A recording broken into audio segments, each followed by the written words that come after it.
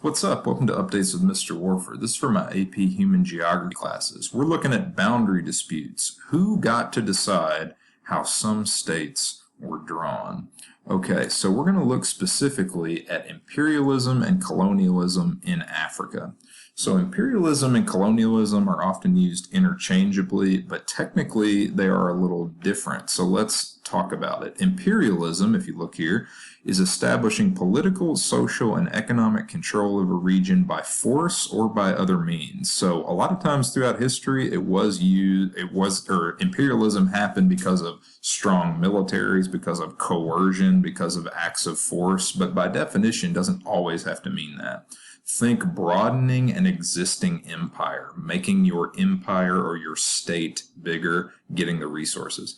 Now, colonialism is the actual act of people moving into a region, taking control of it with a military, taking control of it politically, taking the resources from it. So colonialism is imperialism put into action. Think of imperialism as the idea of building an empire. Colonialism is the action of actually going in and taking control of something. And I hope that makes sense. Beginning in the 1500s, countries like Spain, Portugal, Great Britain, France, the Netherlands, Germany, they start to, with new technology, with new forms of agriculture, such as, ships, such as things that are going to help you navigate the seas, which you're going to learn about in world history next year. They start to colonize other areas, or at the very least explore other areas around the world in North America, Africa, Asia, Latin America. And what they're trying to do is three things also that you're going to learn about in world history. Improve economically with new land and resources, spread Christianity, and then expand their political influence and power. And that is known by historians as the theory of God, gold, and glory. Those are the three things that they wanted in the 1500s all the way up until we get to around the 1800s, all right? So the period between 1880 and around 1914 is called the Scramble for Africa, because what was happening was European countries were becoming stronger. They had more industry because of the Industrial Revolution, the Agricultural Revolution. Their militaries are strong, their governments are strong, and so they start to look to other places to colonize, especially Africa. So they look at Africa like this big land grab in the 1880s. And they meet in Berlin, Germany, and have a thing called the Berlin Conference.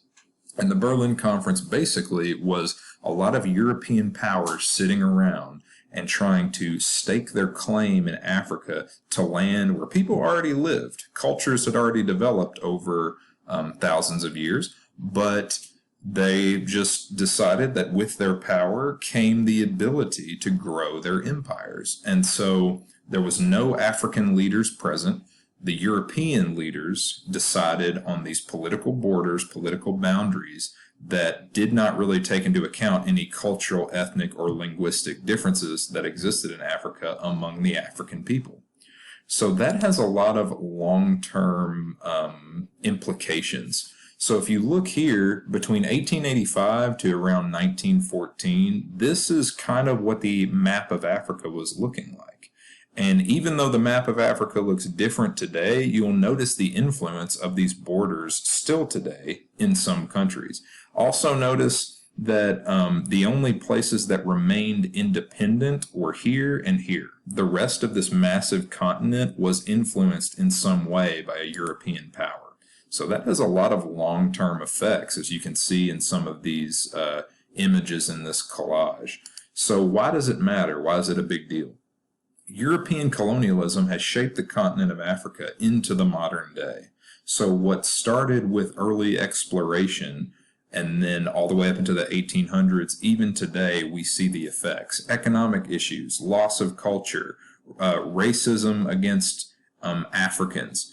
It took until the 1950s and 1960s for many African countries to finally gain their independence or take the influence of European colonizing countries out of where they live, all the way up until the 50s and 60s, which is wild to think about. The development of many African countries today and European colonialism have a direct correlation. So when we look at AP concepts like DTM stage, like total fertility rate, infant mortality rate, access to technology, access to birth control, access to education. So when we see those things play out in a lot of regions of Africa, mass poverty, things like that, we can draw a pretty direct correlation to how they were colonized many, many years ago. We can see what the effects are, and we can actually see the effects on a physical map, on a political map. On a political map, we can see the correlation between these years of subjugation to colonialism. So here's an example. Much of the existing conflict in Africa in Rwanda is a result of those superimposed boundaries laid by colonizing European powers. A great deal of indigenous populations now exist presently in other countries because of the slave trade that happened. So many people that might have lived in Rwanda previously became refugees because of a huge ethnic conflict called the Rwandan genocide that we've touched on a little bit already this year. Another example would be Kenya. Kenya was colonized by British powers but gained independence in 1963. However, the effects of their imperialism left behind